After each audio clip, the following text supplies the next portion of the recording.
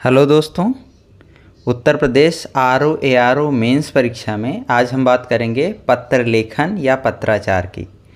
इसमें कुल 24 अंक के 3 प्रश्न आते हैं। एक शासकीय अर्धशासकीय पत्र से संबंधित, दूसरा कार्यालय आदेश, कार्यालय ज्ञाप परिपत्र, तीसरा विज्ञप्ति टिप्पण एवं प्रतिवेदन और अनुस्मारक। तो यहाँ से 24 अंक के प्रश्न आएंगे। तो इसमें हम आज बात करेंगे शासकीय पत्र के बारे में, ठीक है।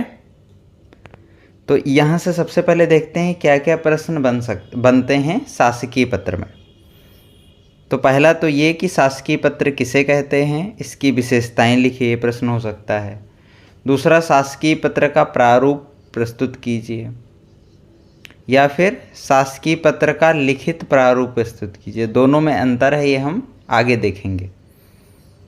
अगला प्रश्न ये बन सकता है कि शासकीय पत्र को उदाहरण सहित परिभाषित कीजिए, ठीक है। या फिर शासकीय तथा अर्धशासकीय पत्र में अंतर लिखिए, ये भी प्रश्न आया हुआ है। इसके अलावा सिचुएशनल बेस्ड क्वेश्चन बन सकता है, जैसे उत्तर प्रदेश PCS 2021 में आया हुआ प्रश्न था, जिला कलेक्टर की ओर से मंडल आयुक्त को एक पत्र लिखिए। इस पत्र में राज्य सरकार द्वारा घोषित स्वच्छता सप्ताह के दौरान जिले में किए गए विविध कार्यों का विवरण हो। इस तरह का भी प्रश्न हो सकता है शासकीय पत्र से संबंधित। इतना समझ में आ गया। तो अब देखते हैं शासकीय पत्र क्या होता है। शासकीय पत्र का मतलब होता है शासकीय प्रयोजन हेतु पत्र, यानी जितने भी पत्र हैं, ये अभी बात किए हैं इससे पहले, उनमें सबसे ज़्यादा जो जिस पत्र का प्रयोग होता है वो है यही शासकीय पत्र है। तो सबसे पहले इसकी परिभाषा देखेंगे, फिर इसकी विशेषताएं देखेंगे, महत्व देखेंगे, फिर इसका हम प्रारूप पढ़ेंगे। तो इसमें एक पद से दूसरे पद को पत्र लिखा जाता है। किसके लिए लिखा जाता है? तो शासकीय कार्यों के लिए, नीतियों के लिए, निर्णयों के लिए, इन सब चीज़ों के लिए। तो क्या परिभाषा बनेगी इसकी? क्या हम लोग इसकी परिभाषा क्या लिखेंगे?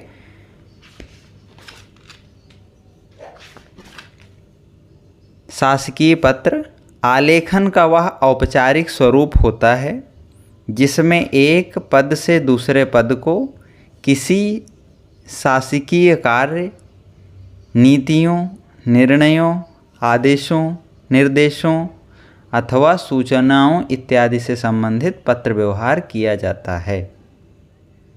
समझ गए? तो ये है परिभाषा इसकी, इसको ठीक से याद कर लीजिएगा। अब देखते हैं इसकी विशेषताएं, शासकीय पत्र की विशेषताएं। तो सबसे पहले एक पत्र देखिए, मैं एक पत्र दिखा रहा हूँ, ये है पत्र। तो इसमें देखिए सबसे पहले सबसे ऊपर क्या लिखा है? संख्या। कोई भी शासकीय पत्र है तो उसमें सबसे पहले संख्या लिखी जाती है, और इसके बाद में देखते हैं इसमें प्रेषक में किसी पद का उल्लेख होगा, इसका स्वरूप की बात होगी, इसकी भाषा की बात होगी, इसकी शैली क्या है, इसमें संबोधन क्या है, यही इसकी विशेषताओं में यही चीज़ें होती हैं। तो अब विशेषताएं पे आएंगे ताकि आपको विशेषता इसकी समझ में आ जाए। तो सबसे पहले इसकी विशेषता लिखिए, पत्र में सर्वप्रथम सबसे ऊपर पत्र संख्या, विभाग व स्थान का नाम अंकित किया जाता है, ये पहली विशेषता। दूसरी, इसका उद्गम सदैव किसी पद से होता है, ठीक है। जैसे देखिए इस पत्र में देखिए क्या है? विशेष सचिव, ये पद का नाम है, तो इसका उद्गम सदैव कहाँ से होता है? किसी पद से होता है। तीसरा, इसका संचालन वरिष्ठ से कनिष्ठ तथा कनिष्ठ से वरिष्ठ दोनों तरह से हो सकता है, यानी ये द्विआयामी होता है, ठीक है। तीसरा, इसका चौथी इसकी विशेषता क्या है? इसका स्वरूप। इसका स्वरूप हम बदल नहीं सकते, इसका स्वरूप हमेशा क्या होता है? निश्चित होता है, जैसा स्वरूप है वैसा ही रहेगा। स्वरूप का मतलब फॉर्मेट। पांचवा, इसकी विशेषता है इसकी लैंग्वेज, इसकी भाषा जो है वो हमेशा कैसी रहेगी?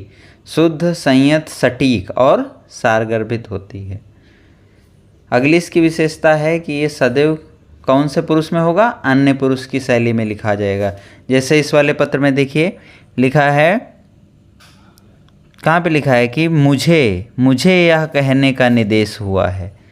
मुझे लिखा होगा, इसमें हमें नहीं लिखा होगा या फिर वह नहीं लिखा होगा, यानी प्रथम पुरुष मध्यम पुरुष का प्रयोग ना करके अन्य पुरुष की शैली में लिखा जाता है।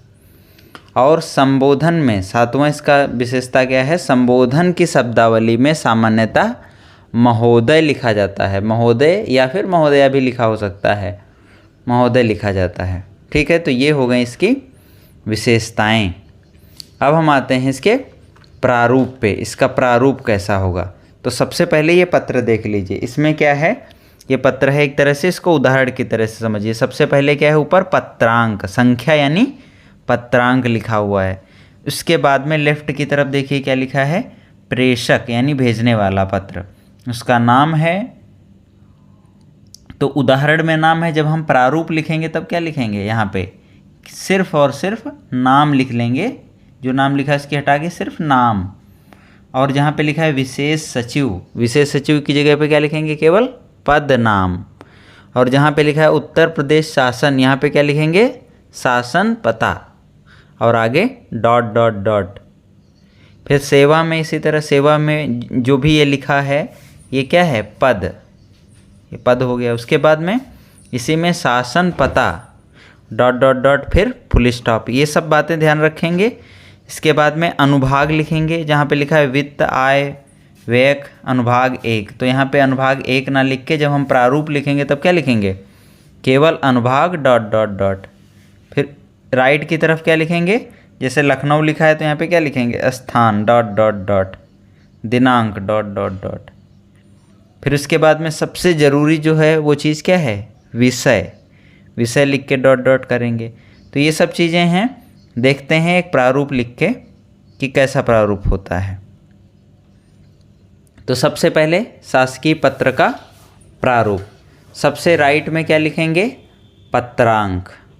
उसके बाद में लेफ्ट में क्या लिखेंगे, प्रेषक। प्रेषक के नीचे नाम, केवल नाम लिख के डॉट डॉट करके छोड़ देंगे। उसके बाद पद नाम, शासन पता dot dot dot full stop. उसके नीचे उसी लाइन में सेवा में, उसके नीचे पद डॉट डॉट डॉट शासन पता फुल स्टॉप यानी पूर्ण विराम। उसके बाद अनुभाग, अनुभाग का नाम नहीं लिखेंगे 1 2 3 4, क्योंकि हम प्रारूप लिख रहे हैं। लिखित प्रारूप होता तो यहाँ पे लिख देते अनुभाग के साथ में अनुभाग 1 अनुभाग 2 कुछ भी लिख सकते थे। स्थान, स्थान में भी जगह छोड़ देंगे, स्थान और दिनांक लिख देंगे इसके बाद में। फिर विषय लिखेंगे, विषय के बाद में जगह छोड़ देंगे इस तरह से। फिर महोदय, इसके बाद में थोड़ा सा लिखेंगे उपर्युक्त के संबंध में मुझे यह कहने का निर्देश हुआ है कि, फिर डॉट डॉट डॉट डॉट, इसके बाद में पूर्ण विराम। इसके बाद में 2 यानी कुछ और भी बात है, जैसे पहले वाले पत्र में भी हमने दिखाया था, उसमें लिखा था उक्त के क्रम में मुझे कहने का निर्देश हुआ है, अगली बात इसी में जोड़ने के लिए, इसलिए नंबर 2 लिख के फिर डॉट डॉट डॉट लिख देंगे। इसके बाद में किसी किसी पत्र में ज़रूरत होती है संलग्नक की, तो संलग्नक लिख देंगे। और राइट की तरफ क्या लिखेंगे, भवदीय। और हस्ताक्षर होंगे, हस्ताक्षर लिख के छोड़ देंगे वहाँ पे नाम डॉट डॉट डॉट और साथ में पद नाम। बिल्कुल जैसा लिखा है वैसा ही लिखना है, ठीक है। पूर्ण विराम और अल्प विराम का ध्यान रखना है इसमें। और इसके बाद में क्योंकि संलग्नक वगैरह इसमें लिखा था, इसलिए पृष्ठांकन संख्या और दिनांक। साथ में वो ये जो हमने पत्र लिखा है ये कितने विभागों के लिए लिखा गया है, तो इसलिए प्रतिलिपि निम्नलिखित को सूचनार्थ एवं आवश्यक कार्यवाही हेतु प्रेषित 1 2 3 इस तरह से लिख के इस तरह से छोड़ देंगे। तो ये हो गया शासकीय पत्र का प्रारूप। समझ में आ गया अच्छे से। तो अगली वीडियो में हम लोग देखेंगे पत्र से जुड़ी कुछ और चीज़ें। ठीक है, थैंक यू।